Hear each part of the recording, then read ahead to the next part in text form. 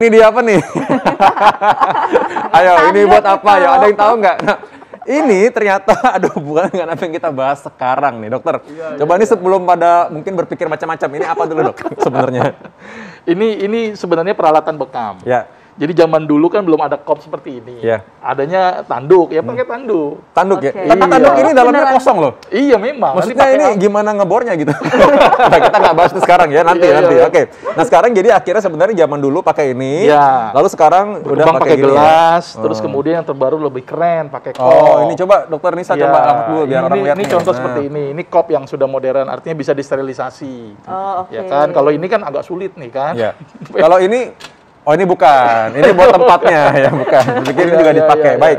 Nah jadi tadi pertanyaan pertama tadi, gimana fakta mitosnya yang sedang beredar di masyarakat dokter Nisa? Nah dok, ini ada fakta dan mitos yang beredar di masyarakat. Katanya dengan melakukan bekam, peredaran darah menjadi lancar, dapat menurunkan tekanan darah dan juga kolesterol jahat. Ini fakta atau mitos dokter? Fakta. Fakta. Wah gimana tuh dok? Jadi gini, saya coba terangkan pelan-pelan. Jadi gini. Proses bekam ini kan mengekop di daerah kulit. Kulitnya dikop kan, ditarik gitu kan. Nah, kita tahu bahwa kulit itu di bawahnya ada pembuluh darah yang paling kecil disebut dengan kapiler. Kapiler ini kan ngasih makan ke sel-sel kulit. Nah, ketika dikop, maka akan terjadi peningkatan laju filtrasi dari kapiler ke sel. Jadi si sel itu dapat makanannya banyak.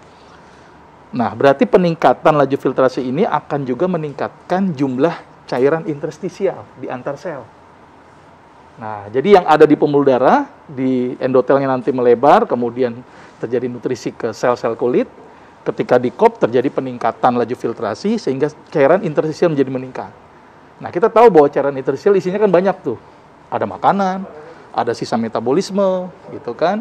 Ada sampah metabolisme tadi, terus kemudian ada nutrisi. Nah, ketika dikop, apa yang terjadi?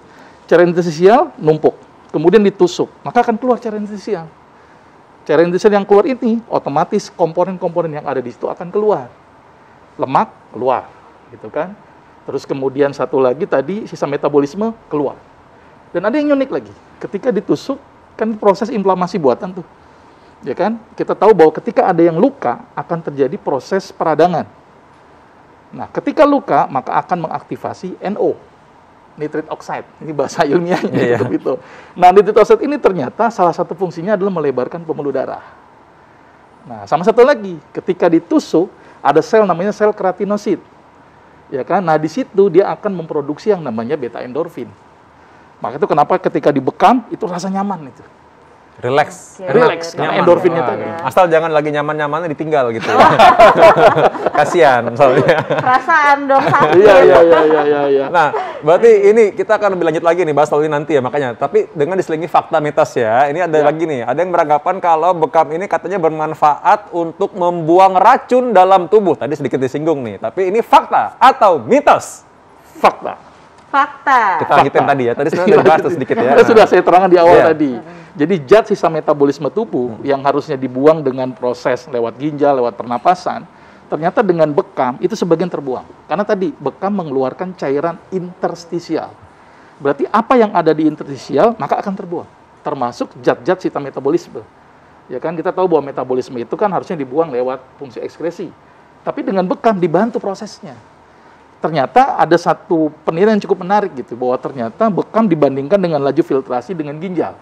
Ternyata ketika bekam tuh hampir sama dengan fungsi filtrasi ginjal. Cuman bedanya kalau ginjal itu adalah larutan yang hidrofilik gitu kan, yang hidrofobik nggak bisa keluar, sedangkan bekam itu keluarnya hidrofilik dan hidrofobik. Maka itu lemak bisa keluar. Tapi kalau di ginjal kan nggak bisa keluar tuh lemak. Nah ini membuktikan bahwa ternyata bekam mampu mengeluarkan zat-zat sisa metabolisme yang ada di dalam tubuh. Jadi ibaratnya memancing keramaian dulu ceritanya gitu ya, ceritanya gitu kan. Karena kan pembuluh darah itu kan ceritanya bawa tadi nutrisi, tapi ada juga terselip sel-sel yang kurang baik tadi ya. Nah kalau dengan memancing keramaian, nah kayak bikin pesta gitu, tengah-tengah orang semua pada sering datang, nah terus udah ketangkap yang jelek-jeleknya dibuang, bisa ketangkap gitu ya. Iya, jadi bahasa sederhananya gini, si sel ini kan kasih makan. Setelah kasih makan, dia kan juga melakukan proses metabolisme, menghasilkan sampah. Ngumpul itu di interstisial. Nah, ketika dikop kan numpuk interstisialnya tuh. Karena dari filtrasi kapiler sama sisa metabolisme nggak keluar, gitu kan. Sehingga dia terjadi penumpukan. Kemudian ditusuk, keluar. Berarti cairan-cairan interstisial akan keluar di situ, termasuk zat sisa metabolisme tubuh. Menarik banget. Pasti mau nanya lagi ya tadi saya. Iya, makanya ini menarik banget nih. Banyak banget yang aku mau tanyain di kepala aku nih, Dok. Nah, ini tapi ada satu nih, Dok, yang mungkin masyarakat bertanya-tanya nih. Fakta mitosnya nih, kan kalau bekam itu kan kita mengeluarkan darah ya, Dok ya.